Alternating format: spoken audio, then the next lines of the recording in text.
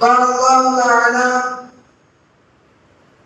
إنا أنزلناه في ليلة القدر وما أدراك ما ليلة القدر ليلة القدر خير من ألف شهر تنزل الملائكة والروح فيها بإذن ربهم من كل أمر سلام هي حتى مطلع الفجر. صدق الله العليم.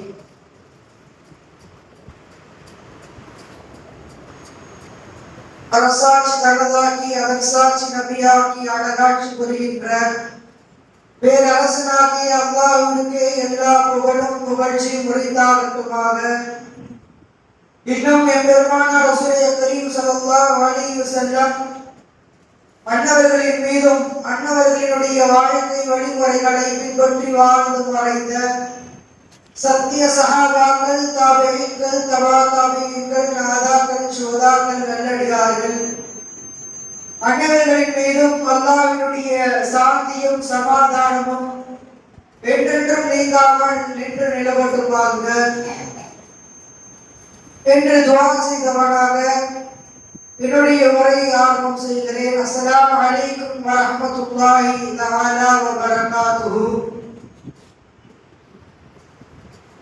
அல்லாஹ் தஆலா யாரை படைக்காவிட்டால் இந்த உலகத்தை படைத்திருக்க மாட்டானோ அப்படிப்பட்ட நம்முடைய உம்மத்தினுடைய தலைவரான நபி முஹம்மது ஸல்லல்லாஹு அலைஹி வஸல்லம் அவர்களுக்கு மிகவும் சிறப்பாக ஒரு ஸ்பெஷலா அருளப்பட்டதுதான் நம்மளுக்காக கொடுக்கப்பட்ட இந்த திருக்குர்ஆன்.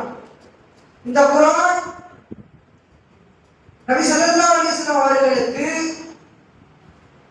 சிறிய சிறிய ஆயத்துகளாக, சின்ன சின்ன வசனங்களாக நபி ஸல்லல்லாஹு அலைஹி வஸல்லம் அவர்களுக்கு வஹி மூலமாக அருளப்பட்டது.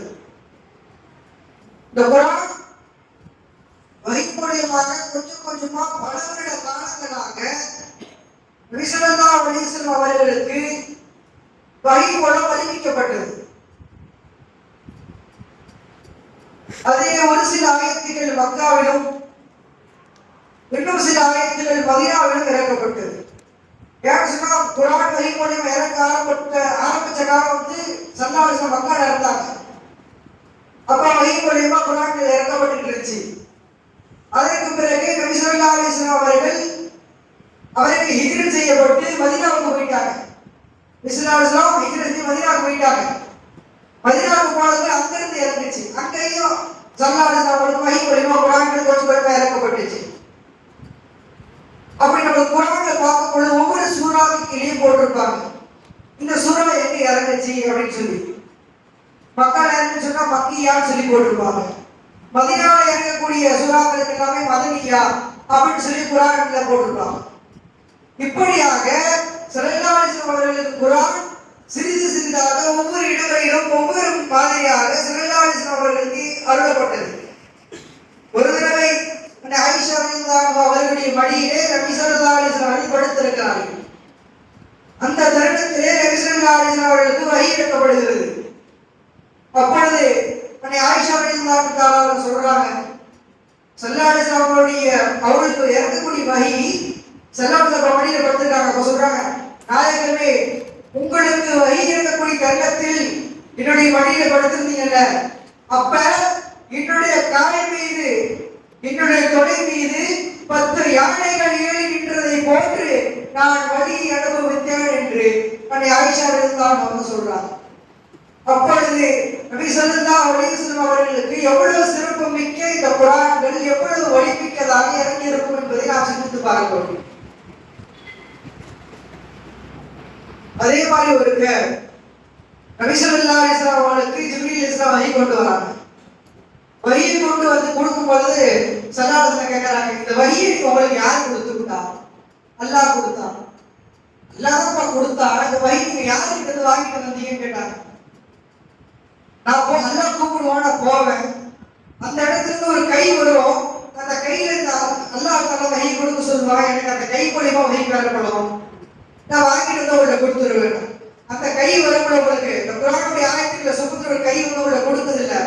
அந்த கை யாருடைய கையில் கேட்டிருக்கீங்களா? பார்த்திருக்கீங்களா, இல்ல அப்படி யாருடைய கை நீங்க பார்த்திருக்கீங்களா அப்படின்னு சொல்லி சல்லல்லாஹு ஜிப்ரீல் சொல்ல கேட்கிறாங்க. இல்ல யா ரசூலுல்லாஹ் அப்படின்னு சொல்றாங்க.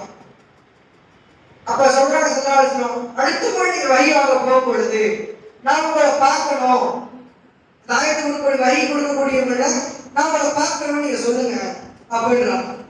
அதே மாதிரி ஜிப்ரீல் அடுத்த முறை போறாங்க, வஹி வாங்க போகும்போது சொல்றாங்க நான் உங்களை பார்க்கணும்னு சொல்றாங்க. அந்த கை வெளியே வரப்ப சொல்றாங்க நான் உங்களை பார்க்கணும் அப்படின்னு சொல்லி அப்ப சொல்ற அந்த குரல் ஒரு குரல் மட்டும் வருது, உங்களுக்கு இதுக்கு மேல அனுமதி இல்ல, இதுக்கு மேல நீங்க வந்தீங்கன்னா நீங்க சாப்பாடு ஆகிடுவீங்க அப்படின்னு சொல்லி ஒரு குரல் வருது. மறுபடியும் நபி ஸல்லல்லாஹு அலைஹி வஸல்லம் வந்து சொல்றாங்க, யா ரசூலுல்லாஹ் இந்த மாதிரி இதுக்கு மேல எனக்கு அனுமதி இல்லையா, இனிமே நான் தாண்டி போனேன்னா நான் எரிஞ்சிருவேன்னு சொல்லி சொல்றாங்க. அந்த குரலும் யாருன்னு தெரியல அப்படின்னு சொல்றாங்க. அடுத்த முறை போய் நான் சொன்னேன்னு சொல்லுங்க, நான் பார்க்க சொன்னேன்னு சொல்லுங்க அப்படின்றாங்க. அதே மாதிரி அடுத்த தடவை போறாங்க, போய் அதே மாதிரி கை விழுந்து ஆயத்தை பார்க்கறாங்க. அப்ப சொல்றாங்க நான் உங்களை பார்க்கணும், நபி ஸல்லல்லாஹு அலைஹி வஸல்லம் அனுப்பி விட்டாங்க உங்களை பார்த்துட்டு சொன்னாங்க அப்படின்னு சொல்றாங்க. ஓ நபி சொன்னாங்களா, சரி பார்க்கலாம் அப்படின்னு சொல்லி ஒரு திரை விளக்கப்படுகிறது. அந்த கை யாருன்னு சொன்னா நபி ஸல்லல்லாஹு அலைஹி வஸல்லம் இருக்கிறாங்க. பக்கத்துல யார் இருக்கா, நபி ஸல்லல்லாஹு அலைஹி வஸல்லம் அவங்களுடைய கையால ஸல்லல்லாஹு அலைஹி வஸல்லம் குர்ஆன் ஆயத்தை கொடுக்குறாங்க. இதை வந்து நம்ம சாதாரணமான முறையில விளக்கணும்னு சொன்னா நம்ம இதை நம்ம விளக்க முடியாது. எப்படி அது ஸல்லல்லாஹு அலைஹி வஸல்லம் கொடுக்குறது, மேல ஸல்லல்லாஹு அலைஹி வஸல்லம் கொடுக்குறாங்க அப்படின்னு நமக்கு புரியாது. அப்ப அதுக்கு விளக்கம் கொடுக்க அப்படி அதுக்கு ஒரு விளக்கம் சொல்றாங்க. எப்படின்னு சொன்னா அல்லாஹ் தஆலா யாரை படைக்காவிட்டால் இந்த உலகத்தை படைக்கவில்லையோ அப்படிப்பட்ட முஹம்மது ஸல்லல்லாஹு அலைஹி வஸல்லம் சல்லாஹ்ல படைச்சதுக்கு அப்புறம் தான் இந்த உலகத்தை படைச்சான். அதுக்கப்புறம் தான் இங்க உலகத்துல ஆதம் அலைஹிஸ்ஸலாத்தை படைச்சான், மக்களை அதுக்கப்புறம் தான் மக்கள் எல்லாரையும் படைச்சான். அப்ப ஆரம்ப கட்டமா ஒரு விஷயம் ஆரம்பிக்கிறதுன்னு சொன்னா அதுக்கு ஒரு ஆரம்ப வித்திருக்கும் அல்லவா, அதுதான் நபி முஹம்மது ஸல்லல்லாஹு அலைஹி வஸல்லம் ஸல்லல்லாஹு அலைஹி வஸல்லம் அவங்களை படைச்சு மொத்த உலகத்துல என்னென்ன நடக்க போகுது, என்னென்ன கொடுக்க போறேன் அப்படிங்கிற எல்லாத்தையும் ஸல்லல்லாஹு அலைஹி வஸல்லம் சொல்லிட்டான்.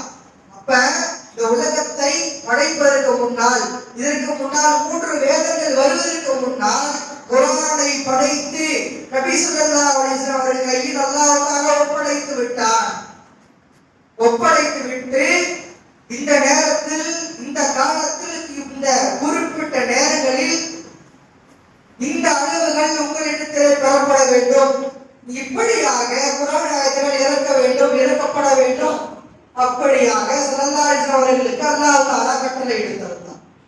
அப்படியாகத்தான் நமக்கு குர்ஆன்கள் சிறிது சிறிது ஆயத்தங்களாக ஒவ்வொரு இடங்களிலும் இடம் மாறி குர்ஆன் ஆயத்துகள் நமக்கு ஒன்று சேர்க்கப்பட்டு முழுமையாக ஒரு குர்ஆனாக நமக்கு பெறப்பட்டது. இப்படியாக இவ்வளவு விசேஷமான, இவ்வளவு ஆச்சரியப்படக்கூடிய ஒரு அளவிற்கு அல்லாஹ் தஆலா குர்ஆனை நமக்கு ஒரு அற்புதமான ஒரு விஷயங்களாக அல்லாஹ் தஆலா இறக்கி தந்திருக்கிறார். குர்ஆன் ஆயத்துக்களை சஹாபாக்கள் எல்லாரும் அப்படியே மனனம் செஞ்சுக்குவாங்க. ஸல்லல்லாஹு அலைஹி வஸல்லம் இறங்கும், இறங்கின ஸல்லல்லாஹு அலைஹி வஸல்லம் மக்களுக்கு சொல்லுவாங்க. அப்படியே ஸல்லல்லாஹு அலைஹி வஸல்லமுடைய வஹிய அப்படியே ஸல்லல்லாஹு அலைஹி வஸல்லம் அந்த சஹாபாக்கள் எல்லாரும் மனனம் செஞ்சுக்குவாங்க. அப்புறம் நபி ஸல்லல்லாஹு அலைஹி வஸல்லம் வஃபாத்திற்கு பிறகு சஹாபாக்களும் பல சஹாபாக்களுடைய வஃபாத்துகள் ஆகிவிட்டது.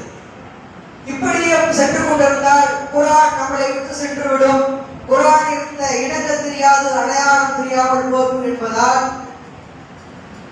குர்ஆன்களை ஒன்று சேர்க்கப்பட்டது. உமர் ரலியல்லாஹு தஆலா அவர்களுடைய காலத்திலிருந்து உஸ்மான் ரலியல்லாஹு தஆலா அவர்களுடைய ஆட்சி காலம் வரை குர்ஆன்கள் ஒவ்வொரு சஹாபாக்களிடமும் ஒவ்வொரு அடியார்களிடமும் அவர்களிடத்திலே சென்று அவர்கள் கற்று வைத்திருந்த இல்முகளை, இந்த குர்ஆன் ஆயத்துக்களை சேகரித்து இப்படியாக குர்ஆன்கள் ஒன்று சேர்க்கப்பட்டு நம்மிடத்திலே கொடுக்கப்பட்டிருக்கிறது. இப்படிப்பட்ட குர்ஆனை நாம் அனைவர்களும் கண்ணியப்படுத்த வேண்டும்.